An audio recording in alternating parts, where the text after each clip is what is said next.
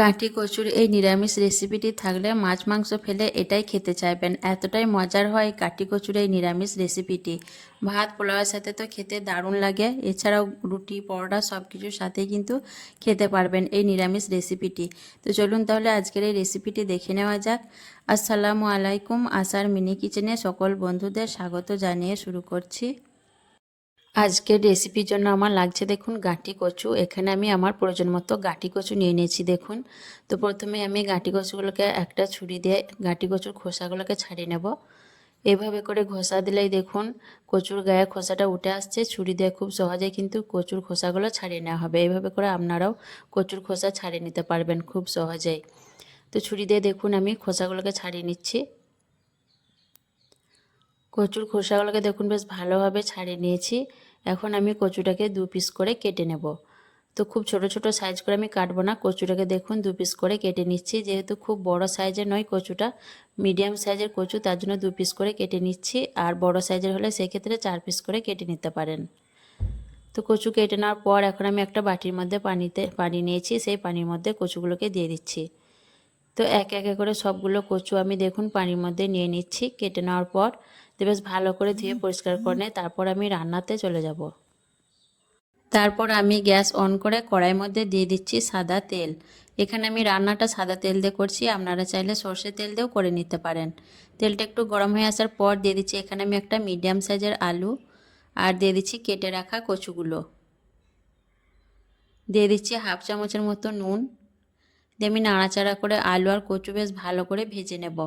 আলুটা কিন্তু সম্পূর্ণ অপশনাল, আপনারা চাইলে আলু ছাড়া শুধু কচু দিয়েও রান্নাটা করে নিতে পারেন। আমি জাস্ট একটা আলু ব্যবহার করছি, এখানে একটা মিডিয়াম সাইজের আলু আমি নিয়েছি, আপনারা কিন্তু আলুটা স্কিপ করতে পারেন। দিয়ে আলু আর কচু বেশ ভালো করে আমি ভেজে নেব। রান্নার আগে কচু যত ভালোভাবে ভেজে নেবেন রান্নাটা খেতে কিন্তু বেশি ভালো লাগবে। তো আলু কচু বেশ কিছুক্ষণ একটু নাড়াচাড়া করার পর আমি ঢাকা দিয়ে মিডিয়াম ফ্লেমে 5 মিনিটের মতো হতে দেবো, তাহলে ভাজাও হবে আর আলু কচুটা একটু সেদ্ধ হয়ে আসবে। 5 মিনিট পর আমি আবারও ঢাকনা খুলে নিচ্ছি, দিয়ে দেখুন নাড়াচাড়া করে নিচ্ছি। আর আলু আর কচুর মধ্যে দেখুন খুব সুন্দর একটা ভাজা ভাজা কালার চলে এসছে। এভাবে করে আলু আর কচুটাকে ভেজে নিতে হবে। তো আলু কচু বেশ ভালো করে আমার ভেজে নেওয়া হয়ে গেছে, দেখেই বুঝতে পারছেন অনেকটাই কিন্তু নরমও হয়েছে, দেখে বোঝা যাচ্ছে আলু আর কচুগুলো। আর আলুটা কিন্তু অবশ্যই অপশনাল, আপনারা চাইলে বাদ দিয়ে শুধু কচু দিয়ে রান্নাটা করে নিতে পারবেন। তো আলু কচু বেশ ভালো করে আমি ভেজে নিয়েছি। এখন তেল থেকে আলু কচুগুলোকে তেলটাকে ঝরিয়ে তুলে নেব। তো দেখুন একটা ঝাঁঝরা দিয়ে আমি আলু আর কচুগুলোকে তুলে নিচ্ছি যাতে তেলটা ভালোভাবে ঝরে যায়। তো একটা দেখুন বাটির মধ্যে আমি আলু আর কচুগুলোকে তুলে নিচ্ছি। একে একে সবগুলো আলু কচু আমি একইভাবে তুলে নেব তেলটাকে ঝরিয়ে।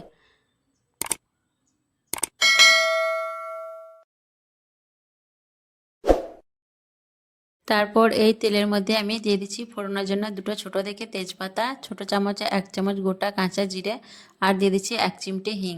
দিয়ে নাড়াচাড়া করে ফোড়নটাকে একটু ভেজে নেব।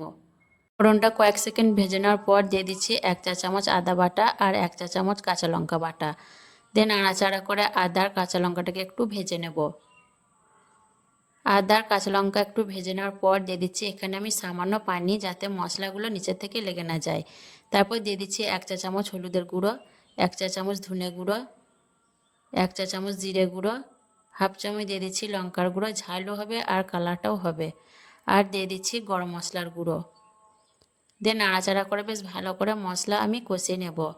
আর মশলা বেশ ভালোভাবে কষিয়ে নিতে হবে। আর ঝালের পরিমাণটা অবশ্যই নিজেদের পছন্দ মতো দেবেন, কম বেশি করে, যে যেমন ঝাল খেতে পছন্দ করেন সেরকম ঝালটা দিয়ে দেবেন। তো মশলা বেশ ভালো করে কষিয়ে নিতে হবে। মশলা যত ভালোভাবে কষাবেন রান্নার স্বাদ কিন্তু ততই ভালো হবে। আর মশলা কষাতে কষাতে এখানে আমি আরও একটু পানি দিয়ে দিচ্ছি। পানি দিয়ে মশলা কষালে মশলা বেশ ভালোভাবে কষানো হয়। আর মশলাটা কিন্তু যতক্ষণ না তেলটা ছেড়ে দিচ্ছে মশলা থেকে ততক্ষণ অবধি আমি মশলাটাকে বেশ ভালো করে কষিয়ে নেব। কিছুক্ষণ মশলাটা কষে নেওয়ার পর দেখুন মশলা থেকে তেলটা বেশ ভালোভাবে ছেড়ে দিয়েছে। এইভাবে মশলাটাকে কিন্তু বেশ ভালো করে কষে নিতে হবে তেল ছাড়া অবধি। বেশ ভালো করে মশলা কষে নেওয়ার পর এখন আমি এর মধ্যে দিয়ে দিচ্ছি একটা টমেটো পেস্ট। দিয়ে আবার আমি নাড়াচাড়া করে একটু কষিয়ে নেব। আর এখানে আমি টমেটো পেস্ট ব্যবহার করেছি, আপনারা চাইলে কিন্তু টমেটোটাকে ছোট ছোট করে কেটেও নিতে পারেন।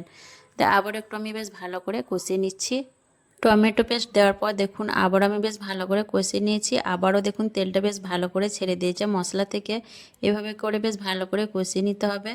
তারপর এখন আমি এর মধ্যে দিয়ে দিচ্ছি আগে থেকে ফেটিয়ে রাখা হাফ কাপের মতো টক দই। আর টক দই বাটিটা ধুয়ে দিয়ে দিচ্ছি সামান্য পানি। দিয়ে যতটা সম্ভব তাড়াতাড়ি টক দইটাকে বেশ ভালো করে মিশিয়ে নিতে হবে মশলার সাথে।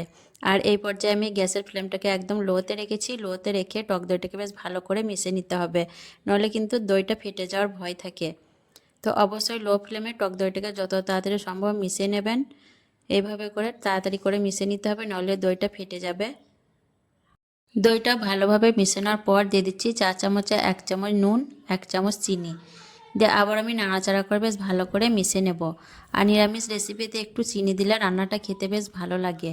চিনিটা যারা অপছন্দ করেন বা চিনি খেলে যাদের অসুবিধা হয় তারা কিন্তু চিনিটা বাদ দিয়ে রান্নাটা করে নেবেন। তো আবারও কিছুক্ষণ আমি একটু নাড়াচাড়া করে নেব। কিছুক্ষণ নাড়াচাড়া করার পর দেখুন আবারও তেলটা বেশ ভালোভাবে ছেড়ে দিয়েছে মশলা থেকে। এখন আমি এর মধ্যে দিয়ে দেবো আগে থেকে ভেজে রাখা আলু আর কচু।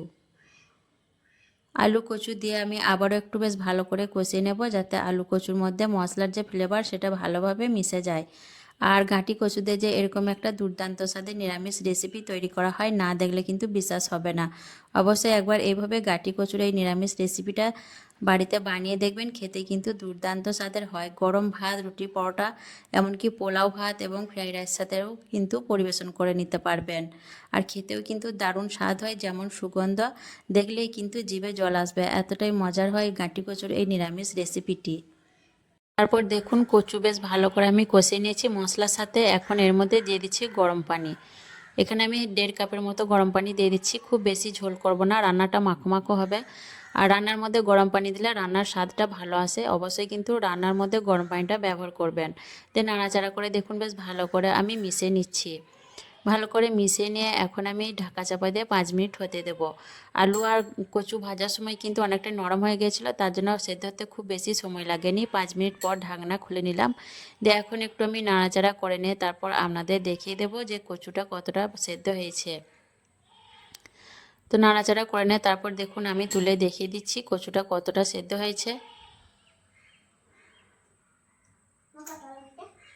তো কচুটা দেখুন খুব সুন্দরভাবে সেদ্ধ হয়েছে, একদম নরম হয়ে গেছে। আলতোভাবে চাপ দিলে কিন্তু দেখুন ভেঙে যাচ্ছে। আবার একটা কচু দেখুন দেখিয়ে দিলাম, খুব সুন্দরভাবে কচুগুলো সেদ্ধ হয়েছে। এখন আমি এর মধ্যে দিয়ে দিচ্ছি ধনেপাতা কুচি। বাড়িতে যদি ধনেপাতা থাকে অবশ্যই একটু দেবেন, তাহলে দেখবেন খুব সুন্দর একটা ফ্লেভার আসবে। আর নিরামিষ এই ঘাঁটি কচুর রেসিপিটি কিন্তু খুব সুন্দর একটা ফ্লেভার আসে, খেতেও কিন্তু অনেক মজার হয়। দেখলেই কিন্তু জিভে জল আসবে, এতটাই মজার হয় এই রেসিপিটি। তো আবার আমি একটু নাড়াচাড়া করে মিশিয়ে নিচ্ছি।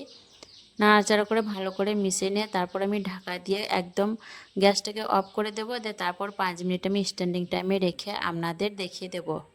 5 মিনিট স্ট্যান্ডিং টাইমে রাখার পর পরিবেশন করে দেখিয়ে দিচ্ছি দেখুন।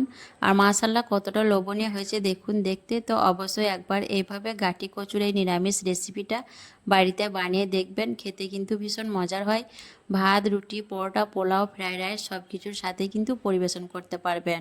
আর কেমন লেগেছে অবশ্যই কমেন্টে জানাবেন। ভালো লাগলে লাইক করবেন, শেয়ার করবেন। আর নতুন হয়ে থাকলে আমার চ্যানেলটিকে অবশ্যই সাবস্ক্রাইব করে আমার পাশে থাকবেন। আসবো আবারও অন্য কোনো রেসিপি নিয়ে। সকলে ভালো থাকবেন, সুস্থ থাকবেন। আল্লাহ হাফেজ।